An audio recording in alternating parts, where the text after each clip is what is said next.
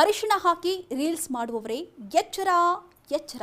ಇದು ವಿನಾಶಕಾಲದ ವಿಪರೀತ ಬುದ್ಧಿಗೆ ಉತ್ತಮ ಉದಾಹರಣೆ. ಇದು ನಕಾರಾತ್ಮಕ ಶಕ್ತಿಗೆ ಆಹ್ವಾನ ನೀಡಿದಂತೆ ಅಂತ ಹೇಳಿ ಖ್ಯಾತ ಜ್ಯೋತಿಷಿ ಎಚ್ಚರಿಕೆ ನೀಡಿದ್ದಾರೆ.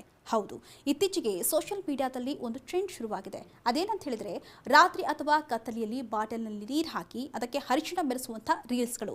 ಇದನ್ನ ಬಹುತೇಕ ಮಂದಿ ಮಾಡ್ತಿದ್ದಾರೆ. ಅದರಲ್ಲಿಯೂ ಹೆಚ್ಚು ಯುವತಿಯರೇ ಇದ್ದಾರೆ. ಇನ್ನು ಮೊಬೈಲ್ ಲೈಟ್ನಲ್ಲಿ ಬಾಟಲಿಯಲ್ಲಿ ಅರಿಶಿಣ ಹಾಕಿ ನೋಡೋದಷ್ಟೇ.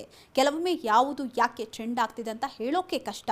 ಇನ್ನು ಏನೂ ಇರದಿದ್ರೂ ಸಹ ಅದು ಹೆಚ್ಚೆಚ್ಚು ಜನರು ಮಾಡ್ತಿದ್ದಾರೆ ಅನ್ನುವಂತಹ ಕಾರಣಕ್ಕೆ ತಾವು ಮಾಡೋಣ ಅಂತ ಅನಿಸಿ ಮತ್ತಷ್ಟು ಮಂದಿ ಮಾಡ್ತಿದ್ದಾರೆ. ಆದರೆ ಬೇರೆ ರೀಲ್ಸ್ಗಳು ಏನೇ ಇರಲಿ, ಆದರೆ ಈ ಅರಿಶಿಣ ನೀರಿನ ಟ್ರೆಂಡ್ ಮಾತ್ರ ಭಾರಿ ಅಪಾಯವನ್ನ ತಂದೊಡ್ಡುತ್ತೆ ಅಂತ ಹೇಳಿ ಖ್ಯಾತ ಜ್ಯೋತಿಷಿ ಹೇಳಿದ್ದಾರೆ. ಹೌದು, ಅವರು ಹೇಳಿರೋ ಪ್ರಕಾರ ಇದು ಸಾಮಾನ್ಯ ಪ್ರಕ್ರಿಯೆ ಅಲ್ಲ, ತಾಂತ್ರಿಕ ಆಚರಣೆಯಾಗಿದೆ. ಇದು ತುಂಬಾ ಅಪಾಯಕಾರಿ.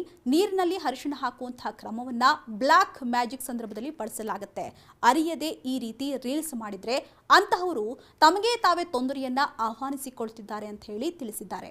ಇನ್ನು ದಯವಿಟ್ಟು ಅದನ್ನ ಅಪ್ಪಿತಪ್ಪಿಯೂ ಪ್ರಯತ್ನಿಸಬೇಡಿ. ಇದರಿಂದ ನಿಮ್ಮ ಮನೆಯಲ್ಲಿ ನಕಾರಾತ್ಮಕ ಶಕ್ತಿ ಪ್ರವೇಶಿಸಲು ಅವಕಾಶ ನೀಡುವುದಲ್ಲದೆ ಈ ಕ್ರಿಯೆಯು ದೆವ್ವಗಳನ್ನ ಆಹ್ವಾನಿಸಿದಂತ ಹೇಳಿ ಎಚ್ಚರಿಕೆ ನೀಡಿದ್ದಾರೆ.